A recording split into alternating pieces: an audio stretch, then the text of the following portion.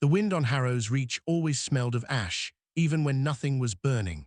It came down from the low hills each morning, dry and grey, and it rattled the tin roofs of the little colony until the whole place seemed to hum. The people who lived there had learned to love the sound. It meant the world was still turning, and they were still on it. Daniel Reed was the kind of man who noticed small things. He noticed the crack in the water pipe before it burst. He noticed when a child had a fever before the child said a word. And on the morning after the great storm, he noticed the small, broken sound coming from the burned patch of grass near the eastern ridge. He walked toward it slowly. Lightning had struck the hillside in the night, and the fire had swept through a nest of dry reeds. Most colonists would have stayed away. The native creatures of this world were not gentle, and a burned nest usually meant something dangerous was hiding nearby. But Daniel kept walking because the sound was small, and small things needed noticing. In the ash he found a hatchling. The people called them dragons, though they were really no bigger than a dog. Cinder drakes, the old records named them. This one was scorched along one wing, its scales the color of cold coal, its eyes half shut with pain. It had lost its mother and its nest and everything else in a single night, and now it lay shivering in the grey dirt, too weak to even hiss. Daniel knelt down. He did not reach for it right away. He simply stayed near, letting the little thing learn that he was not fire and was not danger. After a long while, he opened his coat and laid it over the shivering body, and the drake was too tired to fight him. He carried it home against his chest, feeling the tiny heart beat fast and afraid. His sister Nell met him at the door. She was the settlement's engineer, all sharp eyes and grease-stained hands, and she was not a soft woman. She looked at the burned creature in his arms and shook her head. "That thing will grow up and eat the chickens," she said. "Maybe the children." "Maybe," Daniel said, "or maybe it will grow up and remember who fed it." Nell rolled her eyes, but she fetched the clean water and the salve without another word. That was how the reeds worked. They argued, and then they helped anyway. They cleaned the burned wing. They fed the drake soft strips of meat until it stopped shivering and started to look at them with clear, curious eyes. Because its scales were the color of coal, Daniel called it Coal, and the name stuck the way simple names do. Coal grew fast. Within a season, it was the size of a large hound, with wings that could carry it in short, clumsy hops across the yard. It followed the children when they played and lay across their feet when they slept. It chased the ash crows off the crops. It did not eat the chickens, which Nell admitted with a grumble was a small miracle. But the most important thing, Cole learned, came from the hill. There was a hill above the colony, bare and windswept, with nothing on it but grass and one old iron post. On that post hung a brass bell, green with age. The elder of the colony, a bent old man named Bram, had hung it there long ago. He said a colony needed a sound of its own, something to call people home when the light went out of the sky. Every evening, Daniel climbed that hill and rang the bell. The sound rolled down the slope and across the valley, deep and clear, and it meant one simple thing to everyone who heard it. Come home, the day is done, you are safe now. Cole learned this fast. Wherever the drake wandered during the day, out among the ridges or high in the wind, the moment the bell echoed across the valley it would turn and race back. It would come tearing over the grass, wings half open, and skid to a stop at the top of the hill where Daniel stood. Then the two of them would walk down together to supper, the man and the little dragon, side by side. It became their ritual, and rituals are how love learns to keep time. Old Bram watched them from his porch one evening, chewing slowly on his pipe. When Daniel passed by, the old man spoke up. "The sky's been listening lately," Bram said. Daniel stopped. "What do you mean?" Bram pointed his pipe at the darkening heavens where the two moons were rising. "Lights out past the far moon. Been there 3 nights now. They don't move like stars. They move like they're deciding something." Daniel looked up. He saw nothing but the moons and the cold scatter of stars. Still, a small cold feeling settled in his chest, the same feeling he got before a pipe burst or a fever came. He noticed things after all. That night before he went inside, he climbed the hill once more. Cole was already there, curled against the iron post, waiting. Daniel sat beside the drake and scratched the rough scales along its neck, and together they looked out at the empty valley below. "Listen to me," Daniel said quietly. "You're going to get bigger. You're going to fly farther than I can see. But no matter how far you go, when the bell rings, you come here, to this hill. I'll always be waiting at this hill. That's a promise, and people like us keep our promises." Cole made a low sound in its throat, the way it did when it understood. Above them, the strange lights hung in the dark, deciding something, and the little dragon leaned its warm head against the only person who had ever come back for it, and did not yet know what the word goodbye would come to mean. The strange lights were gone by the fourth morning. This did not comfort anyone. A thing that watches you and then hides has not left. It has only moved closer. For a few days, life on Harrow's Reach went on as before. The children played. Nell fixed the water pump for the third time that month and swore at it lovingly. Cole grew another handspan and learned to fly a full circle around the settlement before landing. Daniel rang the bell each evening, and each evening the little dragon came running. Then the ships came down out of the sky. They did not land like the colony's old transport, which coughed and shuddered and set down in a cloud of dust. These ships fell silently, 3 of them, black and smooth as river stones, and they hung a short distance above the ash grass without touching it. No sound at all. That was the worst part. The colonists had grown up on wind and rattling tin, and this silence pressed on their ears like deep water. A ramp lowered from the largest ship. Tall figures walked down it in a straight, cold line. They were not human. Their skin was the pale gray of old stone, their eyes flat and dark, and they wore armor that drank the light instead of shining. At their head walked one who did not need a mark of rank to be known as the leader. She stood straighter than the others. She looked at the colony the way a person looks at weeds growing through a floor. Her name, they would later learn, was Setha, a commander of the Veiled Dominion. The colonists gathered at the edge of their little town, afraid but not running. Daniel stood near the front, with Nell at his shoulder and old Bram leaning on his stick.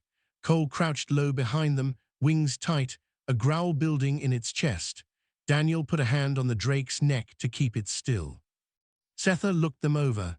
When she spoke, her voice came from a small device at her collar, turning her words into rough human speech. "This valley holds water and metal," she said.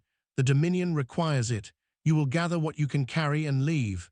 Transports will take you off this world within 3 days. This is not a request. It is an accounting."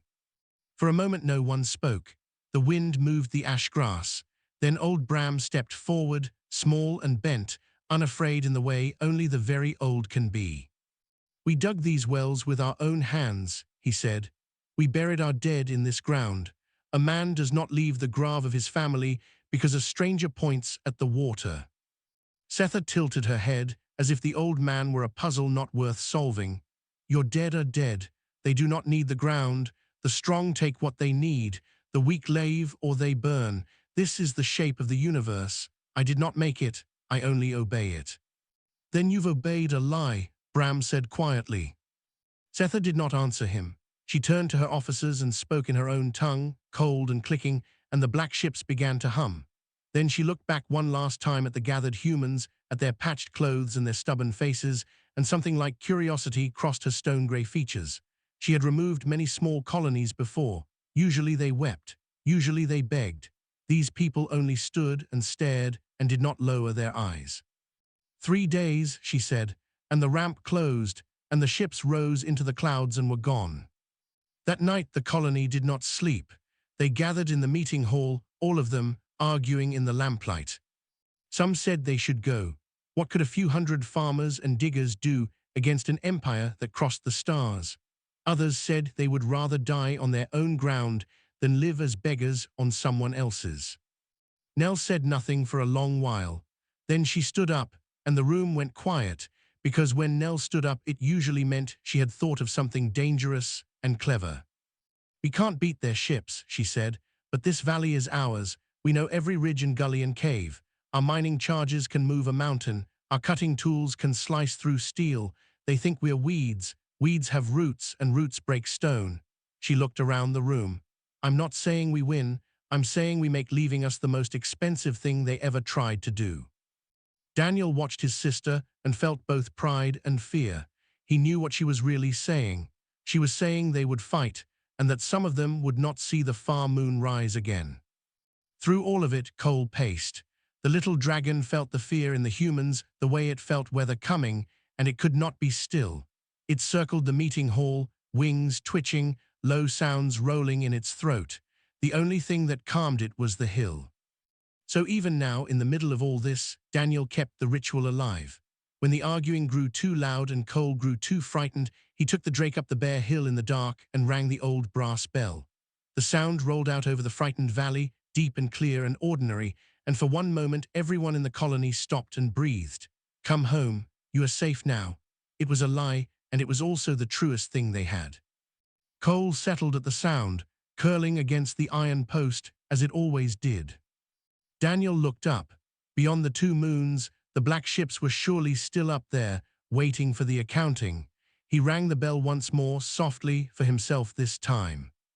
3 days, he whispered into the wind, and the wind smelled of ash, as it always did, but tonight the ash smelled like a warning. They did not wait 3 days.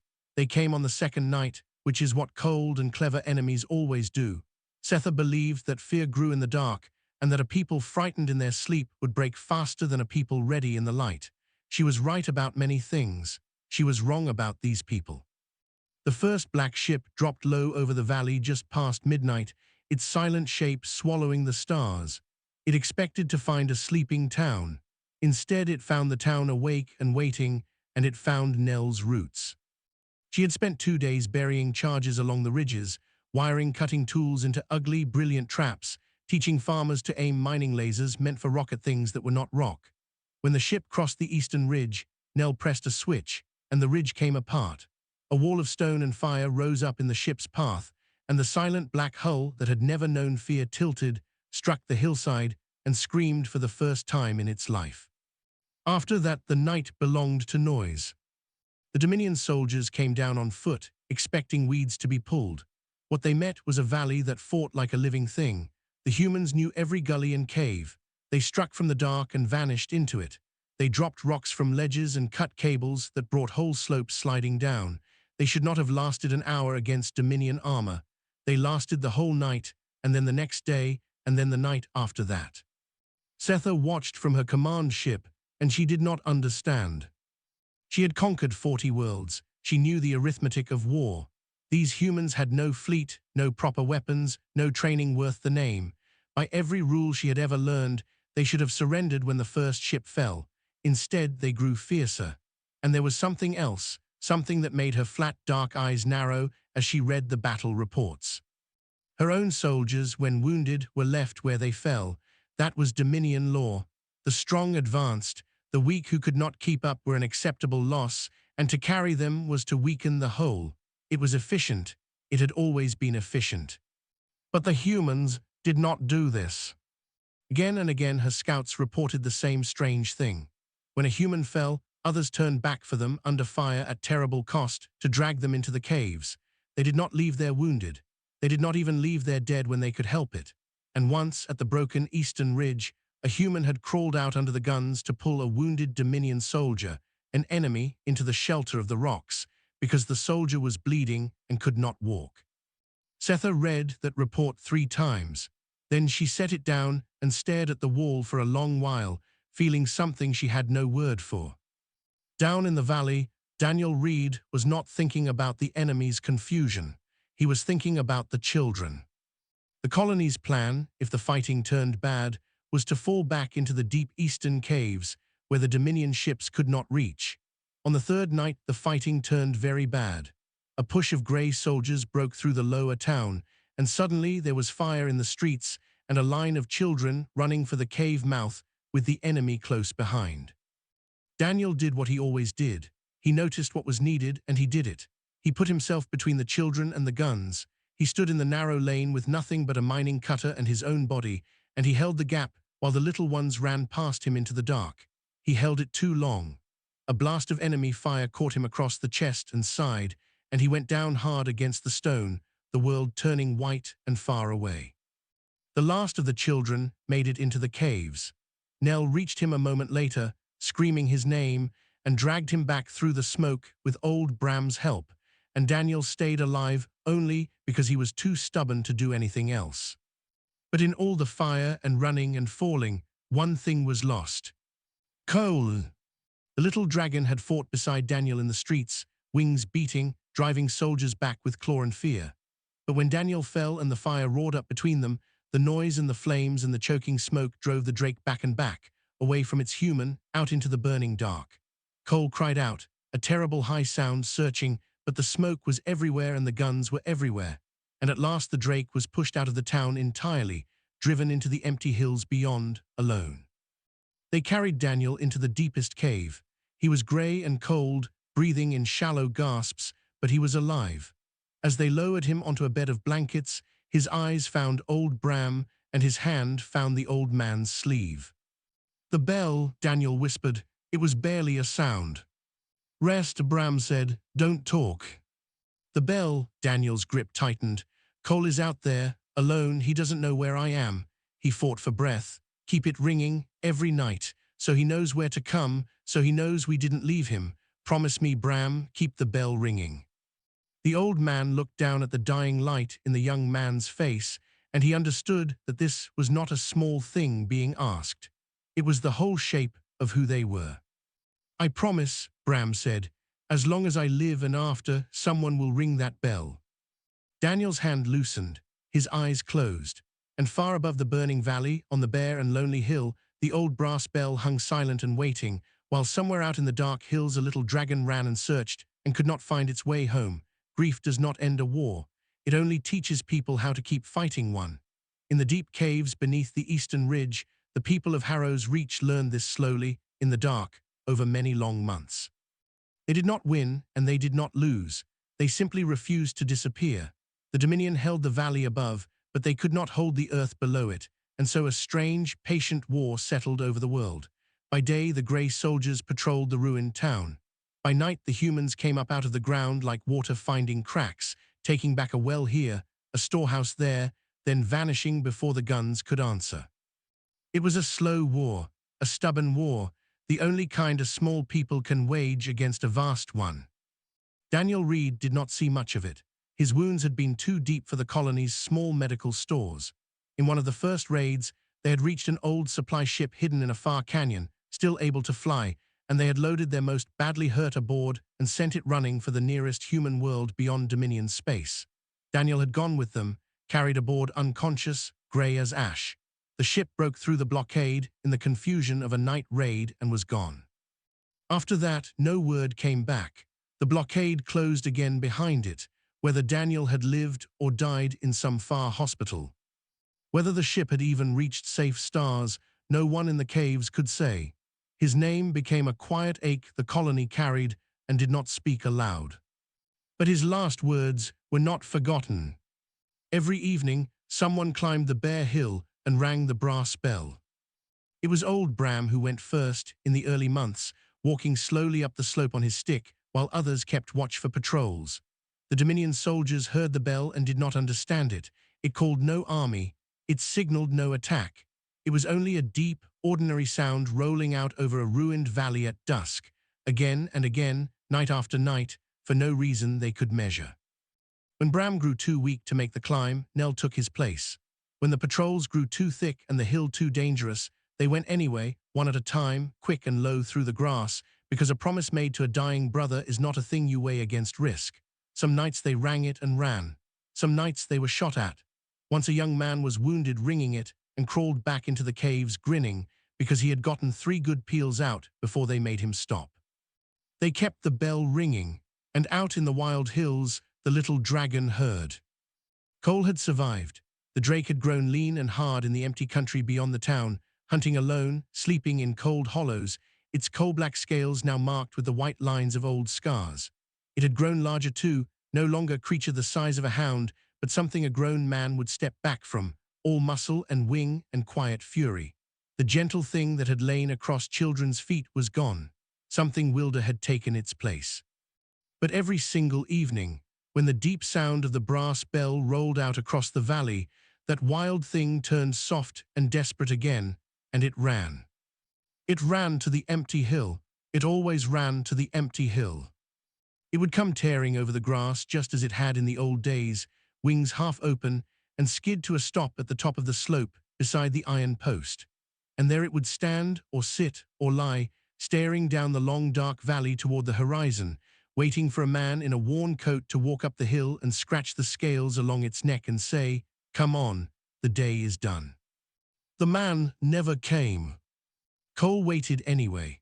Night after night, moon after moon, the little dragon ran to the empty hill at the bell's echo and waited for someone who did not come. And then, when the sound had faded and the stars had turned, it rose and went back alone into the dark. The Dominion soldiers began to notice. At first it was only talk among the patrols, an odd story passed between watch shifts. "There is a creature on the ruined hill," they said. "It comes at dusk, when the humans ring their bell. It sits and looks at the horizon and does not attack. It only waits, and then it goes."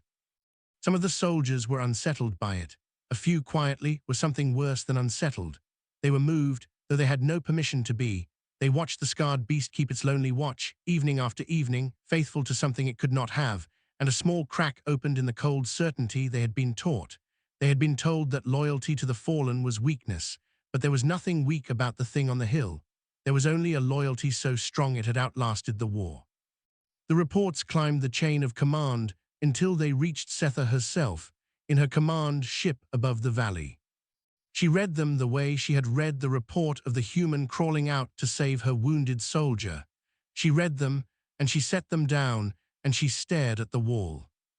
A conquered people who would not stop ringing a bell into the dark, a beast that ran every night to an empty hill for a master who would never come. She had been trained her whole life to see all of this as a flaw, a softness, a failure to accept the shape of the universe. The strong take, the weak are left, the dead are dead and need nothing.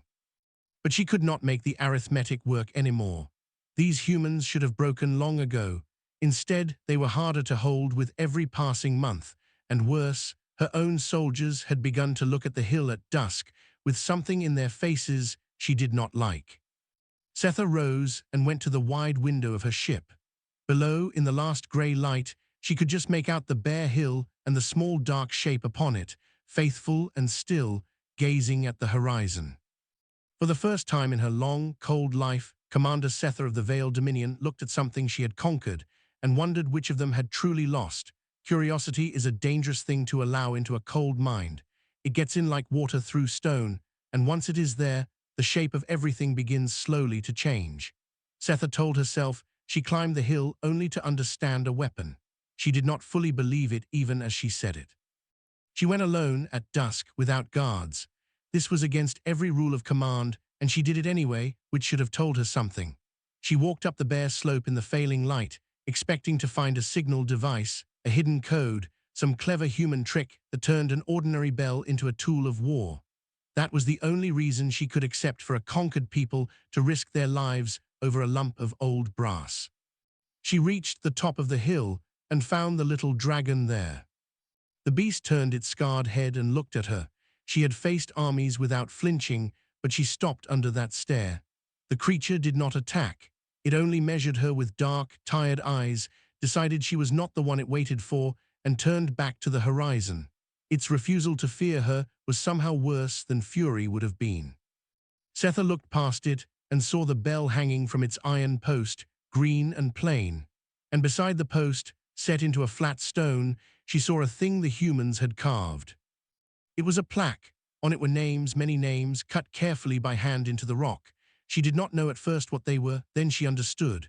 They were the names of everyone who had ever climbed this hill to ring the bell, the old man who began it, the woman who took his place, every colonist who had crept up the slope under her guns, night after night, to keep a sound alive in the dark.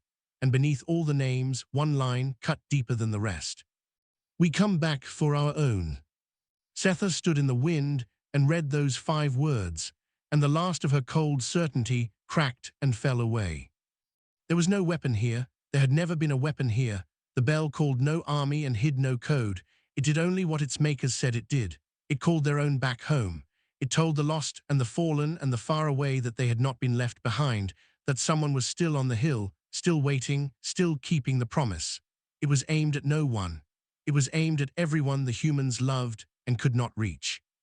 She thought of her own soldiers, left where they fell across 40 worlds.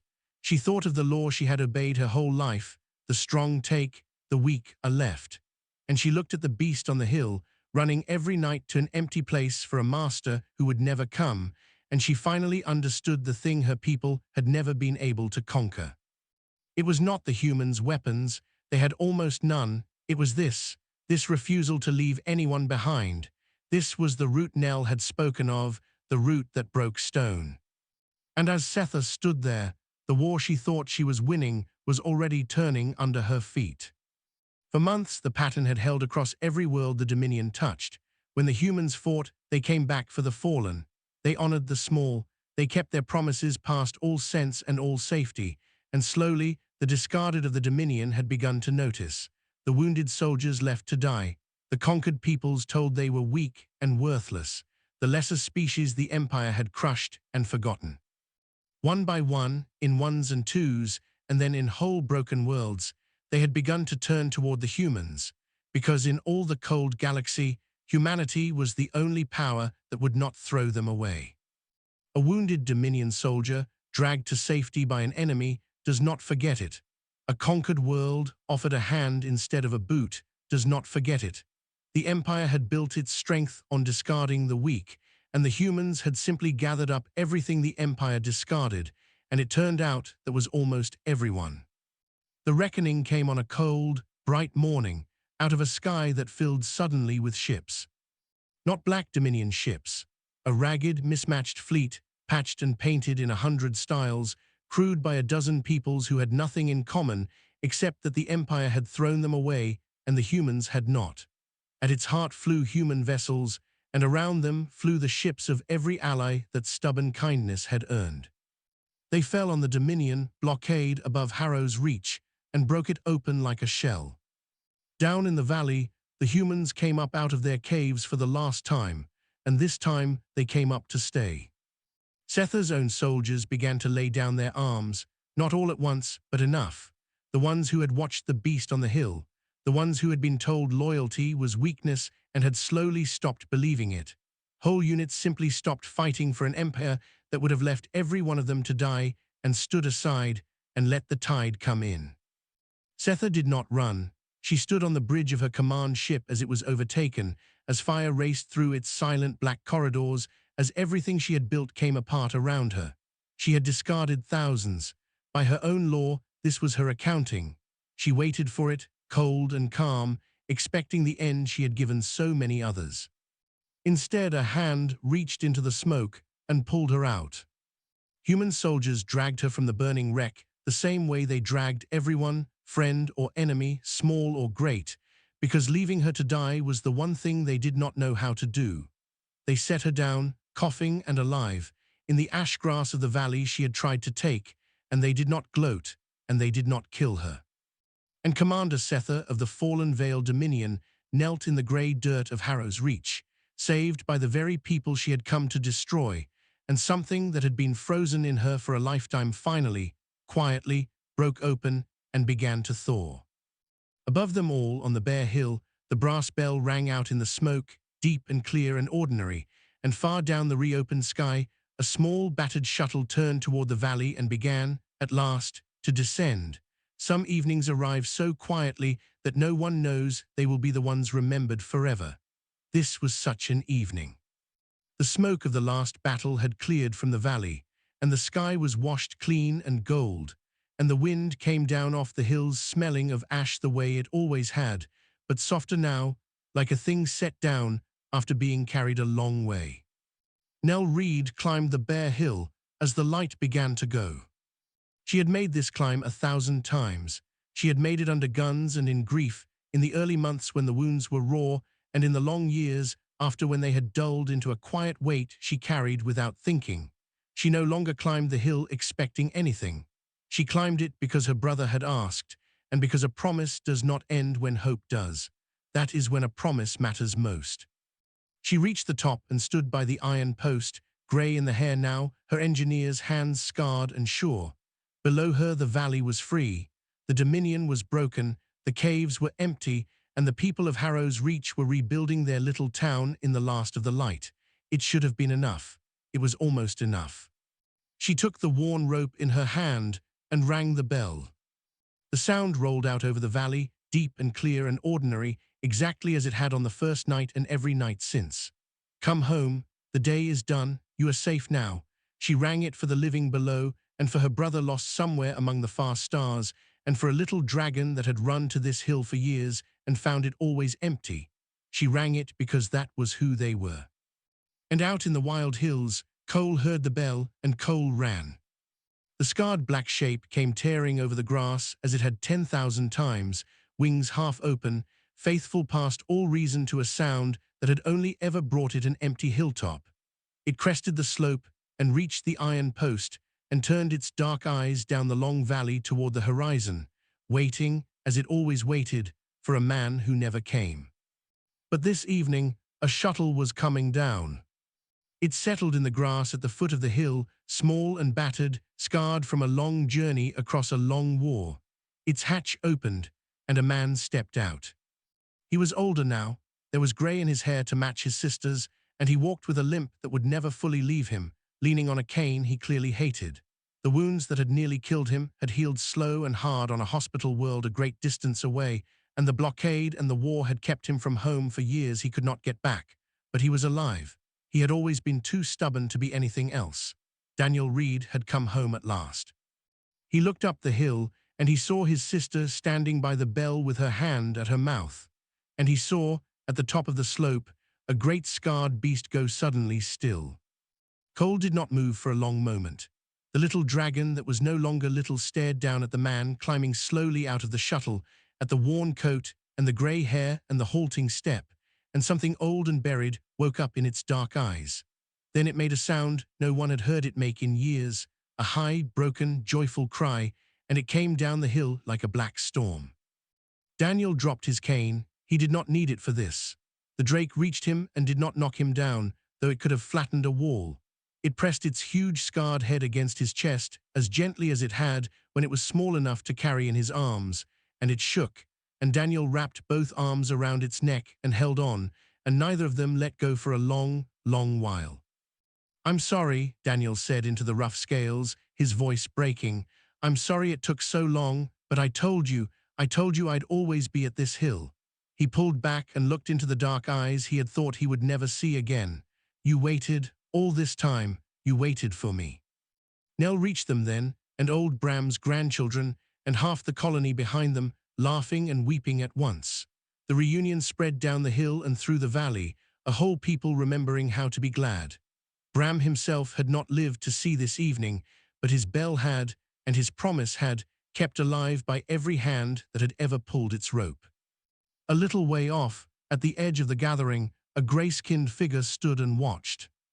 Setha did not come closer. She had earned no place in that circle, and she knew it, and she did not reach for one. She had stayed on Harrow's Reach after the fall, not as a commander of anything, only as one more discarded thing the humans had refused to throw away. She watched the man and the dragon and the weeping colony, and she thought of the report she still owed to the scattered survivors of her people, the true report she had never been able to write until now. She wrote it that night, and it was short. Humanity's strength, she wrote, was never its weapons. We looked for the weapon for years and never found it because it was not a weapon. Their strength is this: they do not leave their own behind. Not the fallen, not the small, not the enemy bleeding in the dirt, not a single beast on a lonely hill. They come back. They always come back. Do not make war on a people who will cross a galaxy and a lifetime rather than leave one soul waiting. You will not defeat them. You will only, in the end, wish to become them. On the hill, when the light was almost gone, Daniel climbed the last of the slope with Cole pressed against his side, the way they had walked down to supper a lifetime ago.